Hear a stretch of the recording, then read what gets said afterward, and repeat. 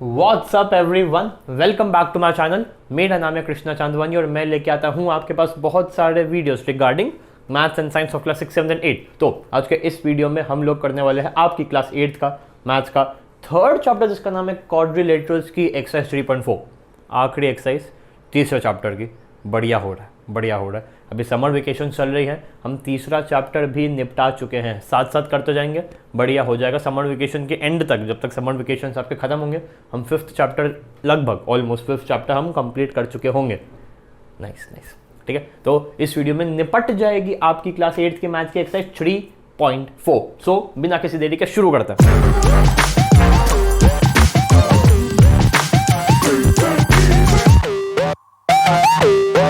Okay guys, 3.4 चालू करने से पहले बोर्ड पे देख लो क्या लिखा हुआ है।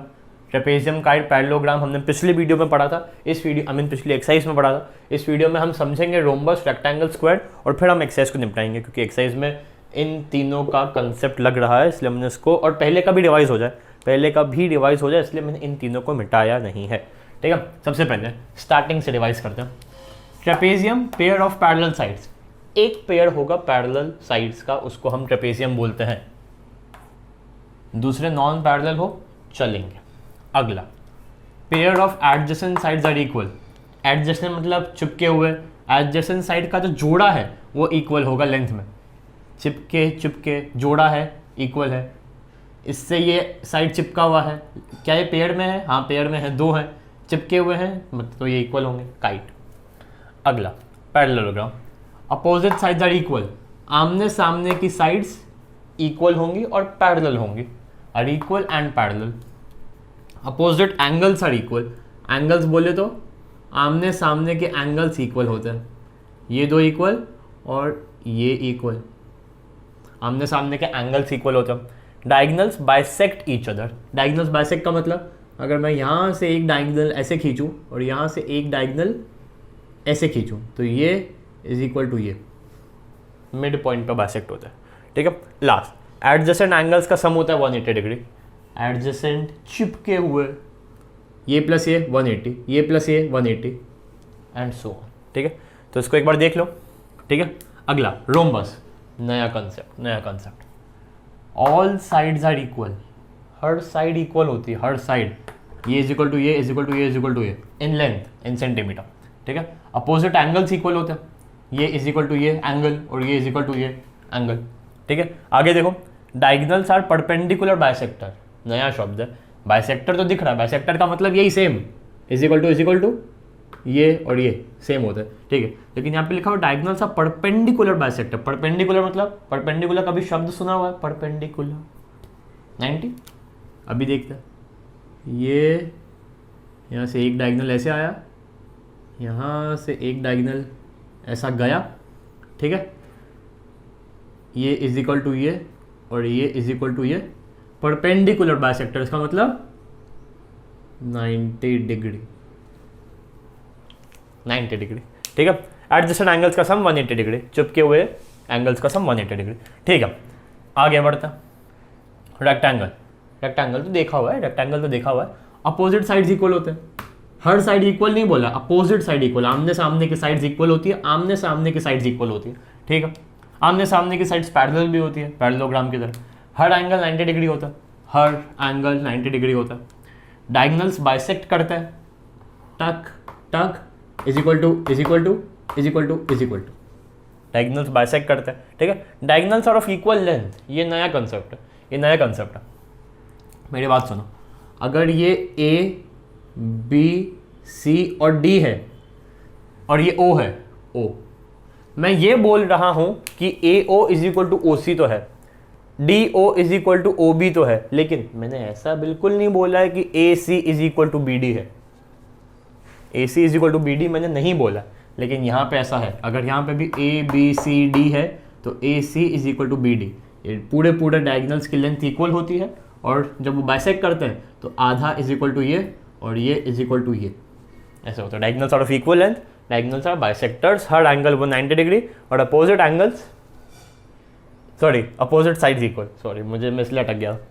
ठीक है, लास्ट स्क्वायर, हर साइड इक्वल होता है। मैं अब स्क्वायर को मैं फटाफट बता रहा हूँ। हर साइड इक्वल होता है, ठीक है, हर एंगल 90 डिग्री होता है। डायगनल्स इक्वल होते हैं, मतलब वापस से A B is equal sorry A C is equal to B D होता है, diagonals are equal. And last diagonals are perpendicular bisector, same concept as rhombus.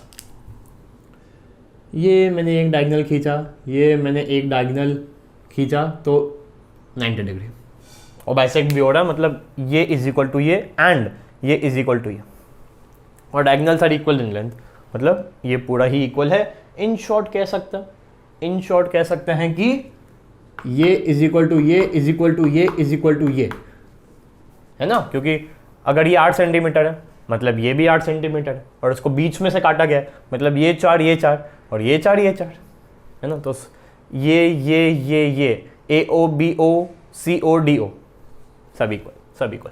ठीक है, एक बार स्क्रीनशॉट लेना है ले लो, बहुत प्यार से लिखा गया है, बहुत अच्छा एक पूरे चैप्टर का जिस्ट, पूरे चैप्टर की समरी ही इस छोटे से बोर्ड में दी गई है।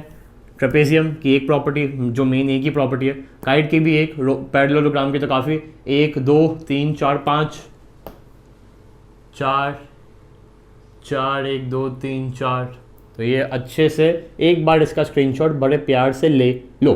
ठीक है, अब हम चलते हैं एक्सरसाइज पे। एक्सरसाइज का पहला क्वेश्चन क्या है देखो एक बार, स्टेट वेदर ट्रू और फॉल्स। ट्रू और फॉल्स सेलेक्ट करना है, कितने हैं, एच तक है ना, एच तक है। So A B C D E F G and H, that's it. Correct, start 1 2 3 let's go. पहला, ऑल रेक्टेंगल्स आर स्क्वायर्स। हाँ अब सुनो, ऐसे क्वेश्चंस को आपको कैसे सॉल्व करना है, कैसे डील करना है, मेरी बात सुनो। ऑल रेक्टेंगल्स आर स्क्वायर, मेरी बात सुनो। ये जो स्क्रीनशॉट आपने खींचा है एक बार उसको खोलो, या फिर उसको पास में रखो, या फिर स्क्रीनशॉट को अपनी कॉपी में लिख लो, स्क्रीनशॉट को अपनी कॉपी में लिख लो। ठीक है, ऑल रेक्टेंगल्स आर स्क्वायर्स मतलब ये जो रेक्टेंगल वाला जो कॉलम है, मेरी बात सुनना, मैं बस एक बार समझाऊंगा फिर हर क्वेश्चन ऐसे ही करना है। ठीक है, ये जो रेक्टेंगल वाला जो कॉलम है, ऑल रेक्टेंगल, सबसे पहले रेक्टेंगल शब्द का प्रयोग किया गया। ठीक है, तो रेक्टेंगल वाला जो कॉलम है उसको हटा दो, बैक स्पेस कर दो, ऐसे बैक स्पेस कर दो। ठीक है, और स्क्वायर के कॉलम को यहाँ पे पुट कर दो और देखो कि क्या ये सही बैठ रहा है या फिर नहीं बैठ रहा है। कुछ नहीं समझे। ऑल रेक्टेंगल्स आर स्क्वायर्स, हमें बताना है, हमें देखना है कि क्या दुनिया का हर रेक्टेंगल स्क्वायर होता है क्या। रेक्टेंगल की जो प्रॉपर्टीज है उसको हाइड कर दो, स्क्वायर की प्रॉपर्टीज यहां पे उठा के रख दो और देखो कि क्या ये बैठ रहा है या नहीं। ट्राई करते हैं। ऑल रेक्टेंगल्स आर स्क्वायर्स, ये मैंने इसको मिटा दिया, स्क्वायर की प्रॉपर्टीज को मैंने यहां लाके रख दिया। अब देखते हैं क्या ये बैठ रही है कि नहीं। ऑल साइड्स आर इक्वल, क्या इस फिगर की ऑल साइड्स इक्वल है ना, बिल्कुल ना, फॉल्स। आगे समझेंगे, अच्छे से हो जाएगा, चिंता मत करो। All rhombus are parallelogram. ठीक है, रोम्बस, पहले रोम्बस का प्रयोग हुआ है तो ये मैंने रोम्बस को पूरा छुपा दिया और इसको इसमें लाके फिट कर दिया। ये पैरेललोग्राम को यहाँ से उठा के एज इट इज मैंने रोम्बस में रख दिया। अब देखते हैं फिर बैठता है कि नहीं। अपोजिट साइड्स आर इक्वल, क्या इसके अपोजिट साइड्स इक्वल है? हाँ है, हर साइड ही इक्वल है ना, मतलब अपोजिट साइड भी इक्वल है। क्या अपोजिट साइड्स पैरेलल है? हाँ है, पैरेलल है। अपोजिट एंगल्स आर इक्वल, क्या अपोजिट एंगल्स के इक्वल है? हाँ है। डायगोनल्स एक दूसरे को बाइसेक्ट करते हैं, क्या इसमें डायगोनल्स एक दूसरे को बाइसेक्ट करते हैं? हाँ करते हैं। क्या एडजेसेंट एंगल्स का सम 180 डिग्री होता है? हाँ, एडजेसेंट एंगल का सम 180 डिग्री होता है, तो मतलब इसका आंसर है ट्रू। क्लियर है? और आगे बढ़ते हैं, हो जाएगा। All squares are rhombus and also rectangle. देखते हैं, ऑल स्क्वायर मतलब स्क्वायर शब्द का प्रयोग किया गया। सबसे पहले किसका प्रयोग किया गया? स्क्वायर का, तो मैंने स्क्वायर को बैक स्पेस कर दिया। ऑल स्क्वायर्स आर रोम्बस, ये रोम्बस की प्रॉपर्टी मैंने उठा के इसमें डाल दी। देखते हैं, ऑल साइड्स आर इक्वल, क्या स्क्वायर के ऑल साइड्स इक्वल होते हैं? हाँ। क्या अपोजिट एंगल्स इक्वल होते हैं? हाँ, हर एंगल 90 डिग्री होता है। डायगोनल्स परपेंडिकुलर बाइसेक्टर होते हैं, क्या स्क्वायर के होते हैं? हाँ होते हैं। एडजेसेंट एंगल्स का सम 180 डिग्री होता है, क्या चिपके हुए एंगल्स का सम 180 डिग्री होता है स्क्वायर में? हाँ होता है। मतलब ऑल स्क्वायर्स आर रोम्बस, सही बैठ रहा है। All squares are rhombus, also rectangle. All rectangles are square, पहला क्वेश्चन था जो हमने फॉल्स लिखा। ऑल रेक्टेंगल्स आर स्क्वायर्स तो फॉल्स हो गया। अब ऑल स्क्वायर्स आर रेक्टेंगल्स, अभी देखते हैं। ऑल स्क्वायर आर रेक्टेंगल मतलब पहले स्क्वायर का प्रयोग किया गया है तो हम स्क्वायर को बैक स्पेस कर देंगे और रेक्टेंगल उठा के यहां रख देंगे, ठीक है। अपोजिट साइड्स आर इक्वल, क्या स्क्वायर की अपोजिट साइड्स इक्वल होती है? हाँ, ये इज इक्वल टू ये होता है, ये इज इक्वल टू ये होता है। हर एंगल 90 डिग्री होता है, क्या स्क्वायर में होता है? हाँ होता है। डायगोनल्स इक्वल लेंथ के होता है, क्या A C is equal to B D होता है? हाँ होता है। डायगोनल्स आर बाइसेक्टर, क्या डायगोनल स्क्वायर में बाइसेक्ट करते हैं? हाँ करते हैं। मतलब all squares are rectangle and also rhombus, true. समझ में आ रहा है? जो भी पहला दिया हुआ all square and are rectangles, पहले स्क्वायर दिया हुआ था, स्क्वायर को बैक स्पेस कर दिया और रेक्टेंगल की प्रॉपर्टी एज इट इज उसमें डाल दी, और अच्छे समझते हैं अभी, ठीक है। D, all squares are not parallelogram, square back space किया, पैरेललोग्राम के एज इट इज उठा के यहां पे रख दिया। क्या स्क्वायर का हर साइड इक्वल होता है? हाँ होता है। क्या हर साइड पैरेलल, सॉरी, क्या स्क्वायर के अपोजिट साइड्स इक्वल होते हैं? हाँ होते हैं, इक्वल होते हैं। क्या स्क्वायर का अपोजिट साइड्स पैरेलल होते हैं? हाँ पैरेलल होते हैं। क्या अपोजिट एंगल्स इक्वल होते हैं? ये इज इक्वल टू ये होता है? हाँ होता है। क्या डायगोनल्स एक दूसरे को बाइसेक्ट करते हैं? करते हैं। एडजेसेंट एंगल्स का सम 180 डिग्री होता है क्या स्क्वायर में? चिपके हुए एंगल्स का सम 180 डिग्री होता है? हाँ होता है। ये 90 है, ये 90 है, तो चिपके हुए का 180 हो गया। मतलब ऑल स्क्वायर्स आर पैरेललोग्राम तो सही है, लेकिन क्वेश्चन देखो क्या है, all squares are not parallelogram. दुनिया का हर स्क्वायर पैरेललोग्राम नहीं होता है, लेकिन हमने तो प्रूफ कर दिया होता है, तो मतलब इसका आंसर है false.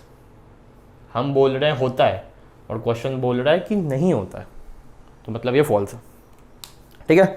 E, all kites are rhombus, all kites are rhombus, kites की प्रॉपर्टीज को मिटा दिया और रोम्बस एज इट इज यहाँ पे डाल दिया।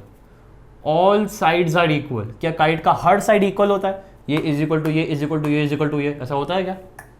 ऐसा नहीं होता है, ऐसा नहीं होता है। ये हो गया हमारा ई।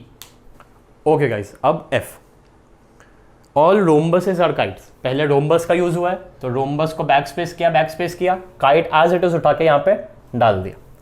Pair of adjacent sides are equal, adjacent side बोले तो चिपके हुए साइड्स इक्वल होते हैं। हाँ, ये इससे चिपका हुआ है इक्वल है, ये इससे चिपका हुआ है इक्वल है, ये इससे चिपका हुआ है इक्वल है, तो मतलब ये तो ट्रू बैठ रहा है भाई, ट्रू। दो बचे हैं, फटाफट देखते हैं। ऑल पैरेललोग्राम आर ट्रेपेजियम, अभी समझते हैं। ऑल पैरेललोग्राम, ठीक है, तो पैरेललोग्राम को बैक स्पेस किया, ट्रेपेजियम एज इट इज यहाँ पे डाल दिया। एक पेयर होना चाहिए पैरेलल साइड से, एक से ज्यादा भी चलेगा, 1 और मोर, एक से कम नहीं, 1 और मोर पेयर ऑफ पैरेलल साइड्स, ये बोलता है अपना ट्रेपेजियम। और यहाँ पे क्या है, यहाँ पे दोनों साइड पैरेलल होनी चाहिए। नहीं समझे? सुनो मेरी बात सुनो। All parallelograms are trapezium, parallelogram को बैक स्पेस किया, ट्रेपेजियम एज इट इज यहाँ पे डाल दिया। ट्रेपेजियम क्या बोलता है? एक पेयर होना चाहिए पैरेलल साइड्स का। क्या यहाँ पे एक पेयर हो रहा है? एक हो रहा है कि नहीं, पहले ये मुझे बताओ। 2 3 कितने भी हो रहा है, डोंट केयर। एक जोड़ा हो रहा है क्या पैरेलल साइड्स का? हाँ हो रहा है।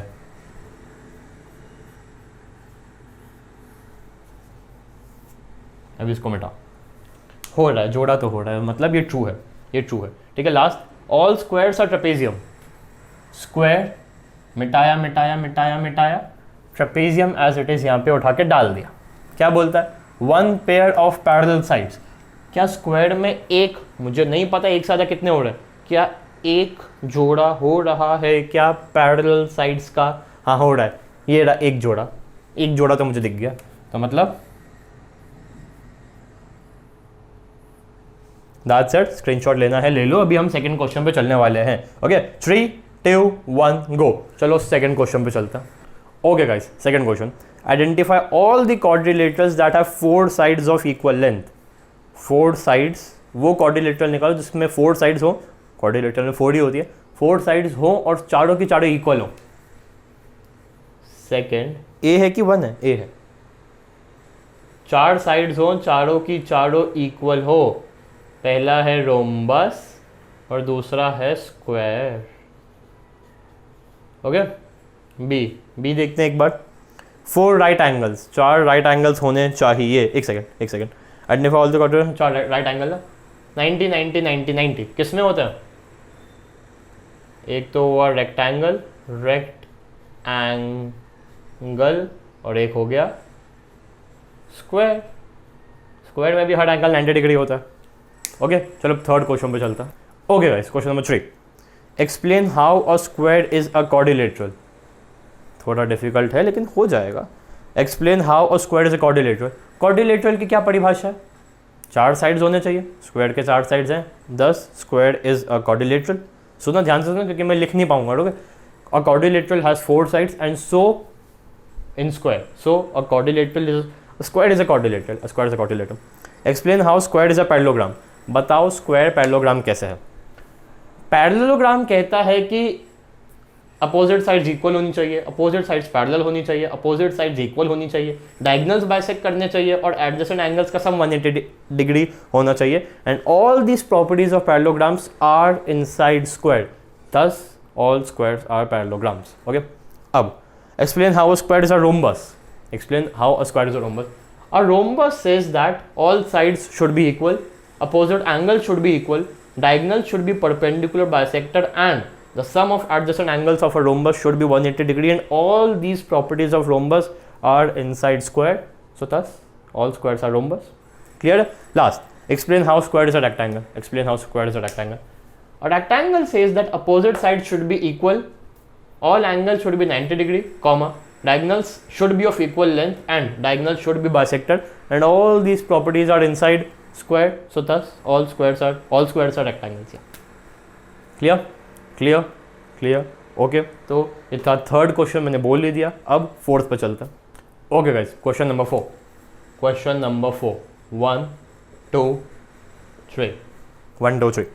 Name the quadrilaterals whose diagonals, जिसके डायगोनल्स बाइसेक्ट करते हैं एक दूसरे को। बाइसेक्ट करते हैं एक दूसरे को। बाइसेक्ट मुझे शब्द दिखा, बाइसेक्ट मुझे शब्द दिखा, बाइसेक्ट मुझे शब्द दिखा और बाइसेक्ट मुझे शब्द दिखा। तो मतलब parallelogram, okay, rhombus, rectangle and square. Okay, clear? अगला क्या है? Whose diagonals are perpendicular bisector. Perpendicular bisector मतलब बीच में 90 डिग्री बनाते हैं। इसमें बनाते हैं, इसमें नहीं बनाते, अफसोस सॉरी रेक्टेंगल। इसमें नहीं बनाते और इसमें बनाते हैं, ठीक है। इसमें all angle diagonals equal in length होते हैं और डायगोनल बाइसेक्ट होते हैं। हाँ, परपेंडिकुलर केवल इसमें और इसमें है। सो आंसर है rhombus and square. Okay, clear? Last, diagonals जिसके इक्वल होते हैं। डायगोनल्स इक्वल किस किस के होते हैं भाई? डायगोनल्स परपेंडिकुलर बाइसेक्टर होते हैं, ऐसा लिखा हुआ है। डायगोनल्स इक्वल होने इसका कोई जिक्र नहीं है, ठीक है। Diagonals are of equal length, diagonals are equal, मतलब रेक्टेंगल एंड स्क्वायर। स्क्वायर काफ़ी स्पेशल होता है, काफ़ी यूनिक होता है स्क्वायर। देखो ना, तीनों में बैठ रहा है, परपेंडिकुलर भी है, बाइसेक्टर भी है, इक्वल इन लेंथ भी है, इक्वल भी है, परपेंडिकुलर भी है, बाइसेक्टर भी है, सब है। हर साइड्स भी इक्वल है, 90 डिग्री भी बना रहा है। स्क्वायर अच्छा लगता है, स्क्वायर इज यूनिक। ओके, तो ये था फोर्थ क्वेश्चन। अब आई थिंक लास्ट है ना, वो नहीं, सेकंड लास्ट है, ठीक है। तो फिफ्थ करते हैं, उसके बाद चैप्टर का आखिरी क्वेश्चन, ठीक है। Explain why a rectangle is a convex quadrilateral. Explain why a rectangle is a convex quadrilateral. सुनना, इसकी डेफिनेशन सुनना एक बार। Rectangle is a convex quadrilateral because both of its diagonals lie inside the rectangle. Both of its diagonals lie inside the rectangle. दोनों जो इसके diagonals हैं rectangle के अंदर ही मौजूद हैं, इसलिए इसे कॉन्वेक्स बोलते हैं, ठीक है। तो ये था क्वेश्चन नंबर 5। और अब आपके चैप्टर का, जो चैप्टर एक हफ्ते से चलता आ रहा है, क्वाड्रिलेटरल, अब उसका आखिरी सवाल। एक सेकंड, मेरे माइक को कुछ हो गया, I think, just a second, I think मेरा माइक थोड़ा अंदर चला गया।